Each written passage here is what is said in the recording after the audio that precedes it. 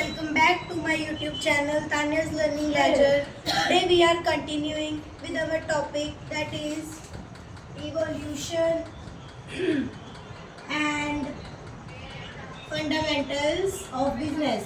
जैसे कि आपने कल देखा कि हमने टॉपिक्स कवर किए थे इसके अंदर बिजनेस, एम्प्लॉयमेंट एंड प्रोफेशन. ठीक है, तो आज हम इसके अंदर दो टॉपिक पढ़ने वाले हैं. एक तो बिजनेस रिस्क के बारे में पढ़ने वाले हैं और एक थोड़ी सी हिस्ट्री ऑफ बिजनेस के बारे में पढ़ने वाले हैं. ठीक है, सबसे पहले हिस्ट्री ऑफ बिजनेस में हम क्या पढ़ने वाले हैं, कॉमर्स के बारे में. ठीक है, कि कॉमर्स होती क्या है. जैसे कि स्टूडेंट्स प्रोडक्शन, एक तो प्रोडक्शन है, एक कंजप्शन है.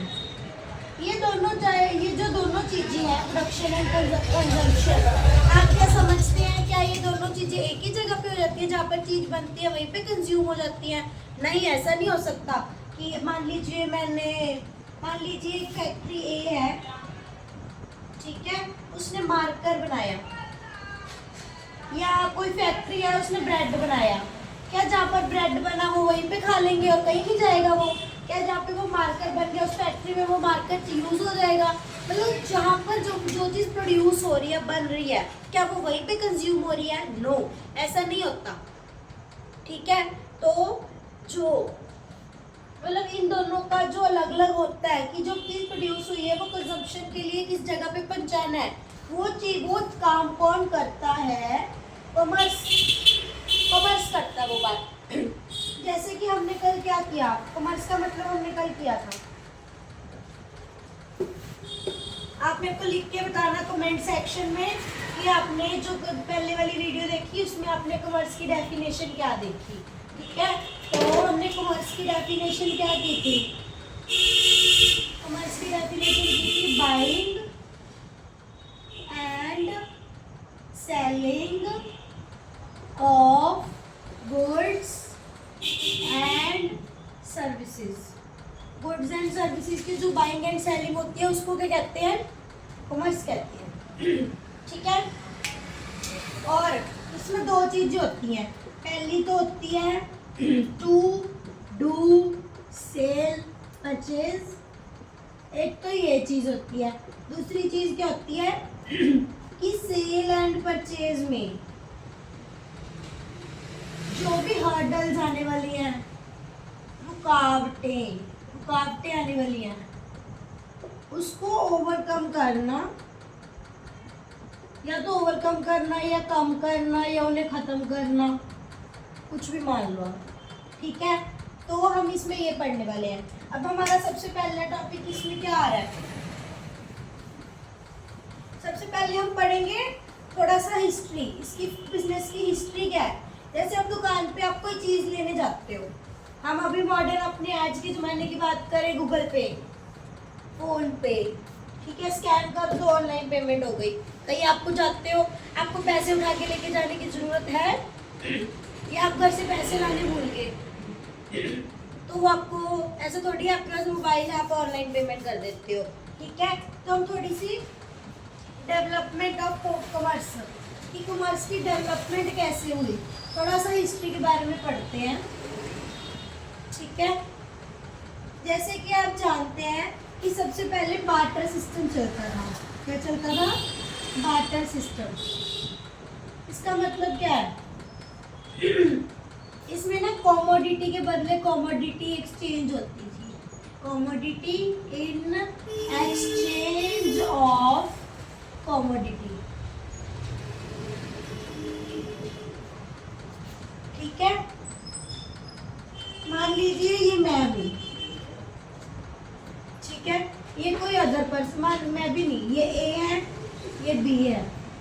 ए को चाहिए व्हीट, ठीक है, बी को चाहिए राइस. इसके पास व्हीट है, इसके पास राइस है. इसको तो चाहिए राइस, इसके पास, इसको व्हीट चाहिए, इसको राइस चाहिए. ठीक है, तो वो चीज़ इनके पास है, इसको अकेले व्हीट से नहीं चलता, इसको राइस भी चाहिए, इसको व्हीट भी चाहिए.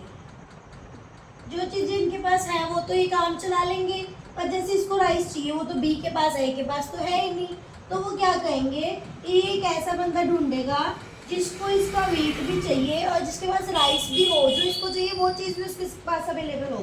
ठीक है, तो ए जो है वो बी को मिला, उसने कहा कि मुझे राइस की ज़रूरत है, तेरे को वीट की ज़रूरत है, ठीक है, तू मेरे को 1 किलो राइस दे दे, मैं तेरे को 1 किलो वीट दे देता हूँ। ये क्या हुआ, कॉमोडिटी के बदले कॉमोडिटी पर मतलब एक्सचेंज होगी, कोई पैसे का लेन देन तो नहीं हुआ, तो इसको हम कहते हैं बार्टर सिस्टम। ठीक है, तो ये क्यों बंद हुआ, ये बंद इसलिए हुआ कि एक बंदे को ऐसे बंदा ढूंढना पड़ता था कि उसको वो कॉमोडिटी भी चाहिए हो जो उसके पास अवेलेबल हो, और उसके पास वो चीज़ अवेलेबल भी हो जो उसको चाहिए।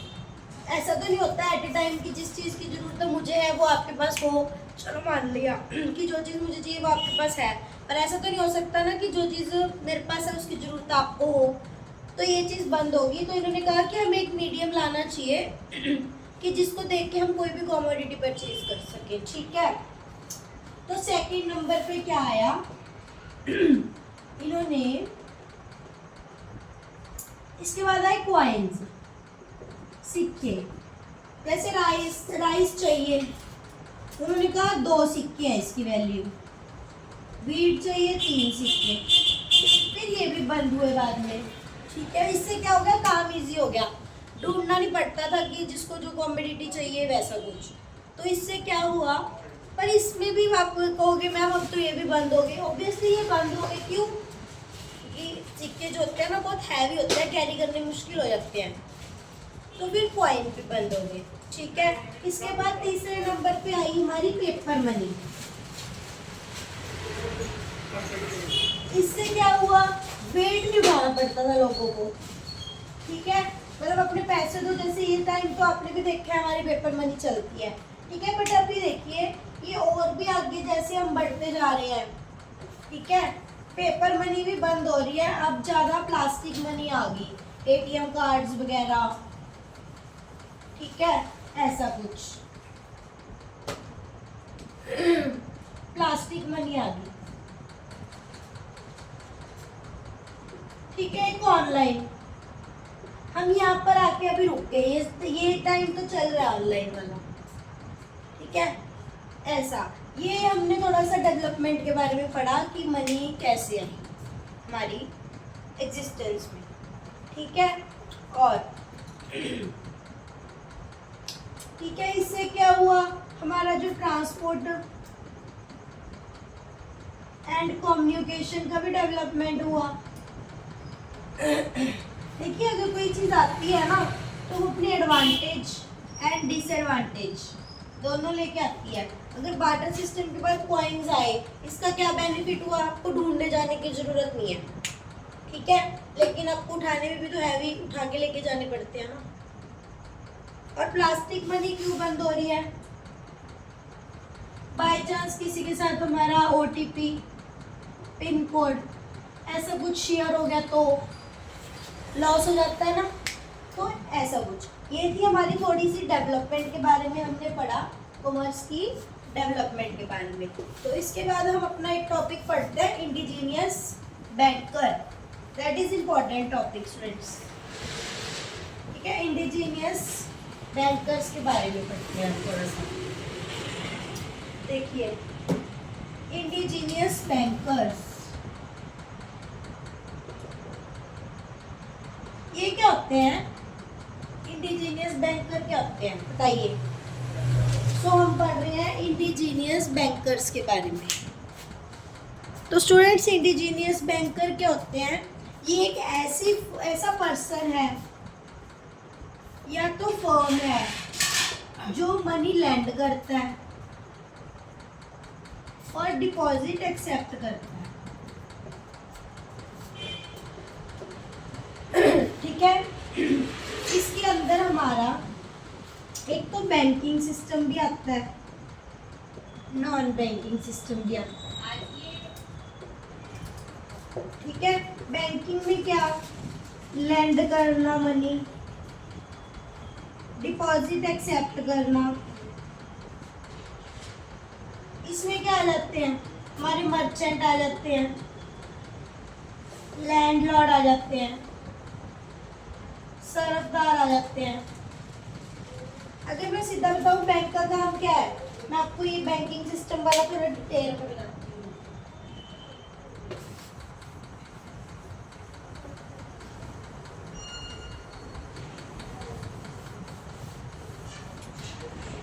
देखो बैंकिंग सिस्टम, मान लो ये मिस्टर ए है, इसका बहुत अच्छा बिजनेस है। ये मिस्टर बी है, ये बैंक है, इसके पास ना बहुत इन्फिनाइट में, इसके पास ना 2 लाख रुपए पड़े हैं। ठीक है, बैंक इसको क्या कहता कि तू अपने 2 लाख ना बैंक के पास डिपॉजिट करा दे, हम तेरे को इसके ऊपर 10% इंटरेस्ट देंगे। ठीक है, ये कहता चलो ठीक है, मेरे पास तो पैसे अभी ऐसे ही पड़े हैं, मैं बैंक में जमा करा देता हूँ, मेरे को तो इंटरेस्ट ही मिलेगा। ठीक है, तो इसने करवा दिए बैंक के पास। अब जो मिस्टर बी है, इसका काम अच्छा नहीं चल रहा। ठीक है, तो बैंक कहता भाई तेरे को पैसे की जरूरत है, तू हमसे ले ले, तेरा काम हो जाएगा और हम तेरे से इस पे इंटरेस्ट चार्ज करेंगे। ठीक है, वो कहते हम तेरे से 15% इंटरेस्ट लेंगे। ये कहता चलो ठीक है, मेरा काम बंद पड़ा, मैं बैंक से लोन ले लेता हूँ, अगर मेरा काम चल गया तो मैं पैसे भर दूंगा। तो इस जो पैसे इसने अपने एक्सेस मनी इसको दी, बैंक ने उठा के इसको दे दी। पर देखो बैंक ने इसको तो 10% इंटरेस्ट दिया, लेकिन इससे 15% लिया, 15% लिया, 10% दिया, तो जो 5% है वो बैंक की इनकम हो गई। तो इसने क्या किया, डिपॉजिट एक्सेप्ट कर लिए, मनी लैंड कर दी, हो गया ना बैंकिंग का ये काम। ये तो था बैंक का, और बैंक को कौन कंट्रोल करता है, आरबीआई, गवर्नमेंट के अंडर। जो हमने अभी पढ़ा नॉन बैंकिंग, ये होते हैं जैसे नॉर्मल लोग ब्याज पे पैसे दे देते हैं, इसमें कोई गवर्नमेंट की इंटरफेरेंस नहीं होती, ये नॉन बैंकिंग होते हैं।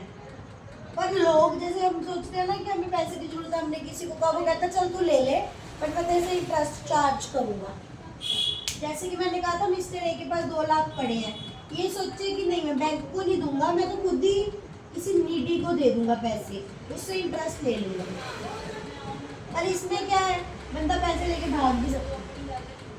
ठीक है, तो ये था हमारे banking and non banking system. So students, हमारा अगला टॉपिक क्या है, last topic of this chapter is business risk. Business risk क्या होता है, बिजनेस रिस्क होता है इनएडिक्वेट प्रॉफिट और इवन लॉसेस, कि जिसका हमें पता नहीं होता, ऐसा घाटा हो जाना या ऐसा प्रॉफिट हो जाना। आप क्या समझते हैं, जब घाटा होता है तभी हमें प्रॉब्लम होती है, नहीं जब एकदम से बिजनेस में प्रॉफिट भी हो जाए ना, तभी भी बहुत प्रॉब्लम्स आती है स्टूडेंट्स। जैसे इन्वेस्टर्स को उनका शेयर देना, ठीक है, टैक्स फाइल करना, बहुत प्रॉब्लम आती है इसमें भी। ठीक है, उसके ड्यू टू अनसर्टेनिटीज भी ऐसी चीज़ हो ना जिसके बारे में हमें अंदाजा नहीं है, हमें पता नहीं। ठीक है, तो जो रिस्क है वो अनसर्टेनिटी का रिजल्ट है। उसमें क्या ह्यूमन की वजह से भी हो सकता है, जैसे कि चोरी हो गई, ठीक है, हमारा एम्प्लॉय बीमार हो गया, बिजनेस की वजह से भी हो सकता है, डिमांड बढ़ गई, ट्रेंड चेंज हो गया, फैशनेबल, कितने टाइप की चीजें बनाओगे आप। नेचुरल भी होता है, अर्थक्वेक आ गया, एंड मैनी मोर। इसके बारे में आप मेरे को कमेंट सेक्शन में बताना, आपको क्या लगता है कि नेचुरल कॉजेज और क्या हो सकते हैं। ठीक है, रिस्क इज अनअवॉइडेबल। कोई रिस्क ऐसे होते हैं ना, या अगर आप कोई काम करते हो, रिस्क तो देखो हो, रिस्क लेके करते हैं हम कोई भी काम, इसको हम छोड़ नहीं सकते। देखो मैंने लिखा risk is less in small business, और इसके आगे लिखेंगे तो बिग बिजनेस में ऑब्वियसली अगर आपने स्मॉल बिजनेस किया है तो आप टर्नओवर मान लो फॉर एग्जांपल आपने 2 करोड़ रुपए लगाए हैं, तो उसमें ऑब्वियसली रिस्क लेस होगा अगर एज कम्पेयर टू 10 करोड़।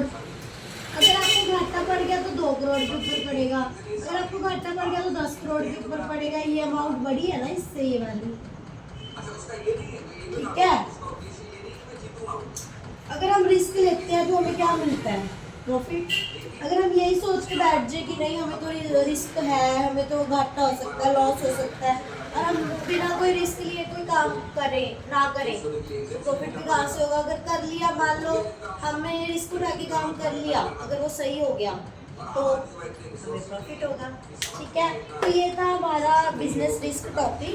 इसके बाद हम कंटिन्यू कर रहे हैं इसके causes of business risk. Okay, और इसका हर तत्व और सो स्टूडेंट्स, मैंने जैसे कि आपको बताया कॉजेज ऑफ बिजनेस रिस्क। कौन कौन से कॉजेज हो सकते हैं? नेचुरल भी हो सकते हैं, ह्यूमन की वजह से भी हो सकते हैं, इकोनॉमिक कॉजेज भी हो सकते हैं। इसमें होते हैं सीजनल चेंजेस। सीजनल चेंजेस मतलब सीजन में चेंज आ जाना, उसको हम कहते हैं जैसे कि फ्लड, स्टॉर्म्स, ऐसा कुछ। ठीक है, जियोलॉजिकल में जैसे अर्थक्वेक, मतलब अर्थ की वजह से हमारे जोग्राफिकल चेंज आ जाते हैं। ठीक है, उसकी वजह से हमारे जो बिजनेस रिस्क होते हैं वो। ठीक है, ह्यूमन में डिसऑनेस्टी, उन्होंने बेईमानी की, ठीक है, उसकी वजह से भी हमें घाटा पड़ गया, लॉस हो गया, स्ट्राइक कर दी, ठीक है, हड़ताल कर दी, वर्किंग केयरलेसली, जो उनको काम दिया उन्होंने पूरा ध्यान दे के नहीं किया, तो वो भी। इकोनॉमिक कॉज में क्या आता है? फैशन चेंज हो गया, प्राइस बढ़ गए या कम हो गए। वैसे तो बढ़ते ही हैं, कम तो कभी होते नहीं, उसमें तो प्रॉब्लम भी क्या है, पर अगर कम हो गए तो प्रोड्यूसर को घाटा पड़ेगा। इफेक्ट ऑफ कंपटीशन, ये हमारा जो कंपटीशन है उसकी वजह से भी हमें बहुत रिस्क होता है कि जो मार्केट के हिसाब से हमें चलना पड़ता है। ठीक है, so here students, our chapter is ended. If you have any doubt please let me know in comment section. Okay, so student देखिए, जैसे कि मैंने आपको पहले भी बताया, अगर आपको चाहिए कि कोई टॉपिक मैं एडवांस में बना दूँ तो आप मेरे को कमेंट सेक्शन में बताइए, मैं नेक्स्ट वीडियो टॉपिक पे बना दूँगी। और if you like my video please like, share and comment. If you want more topics, then stay connected with me on this YouTube channel. Thank you so much.